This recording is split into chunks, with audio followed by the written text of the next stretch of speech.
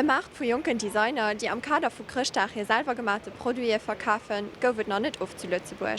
Den Olli und Jill haben sich dummel umgeguckt und ein paar andere, wie das ganz ausgesehen hat, mitgebracht. Was ist der Stilmarkt eigentlich genau?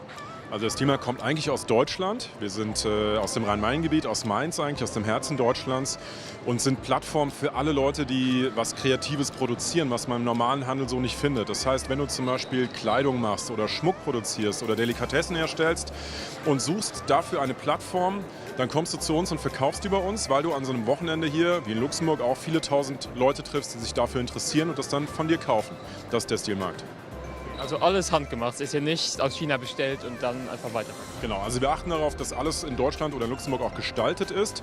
Es gibt sicherlich mal Sachen, die nicht bei uns produziert werden können, einfach weil es das auch nicht mehr gibt. Aber wir achten darauf, dass wir den Fokus auf jeden Fall auf das Handmade haben.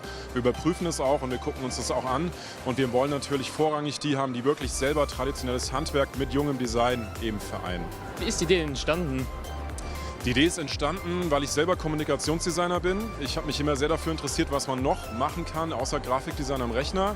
Ich finde Produkte wahnsinnig spannend und habe gesehen, dass es sehr viele Leute gibt, eben, die in Luxemburg oder in Deutschland eben auch solche Sachen herstellen.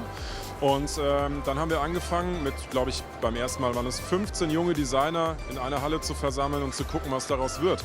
Es gab diesen Plan nicht, dass es mal wächst und dass wir 10 Jahre damit unterwegs sind. Dann ist es größer geworden, Schritt für Schritt. Okay. In wie vielen Städten gibt es den Stilmarkt denn? In 8 Städten derzeit.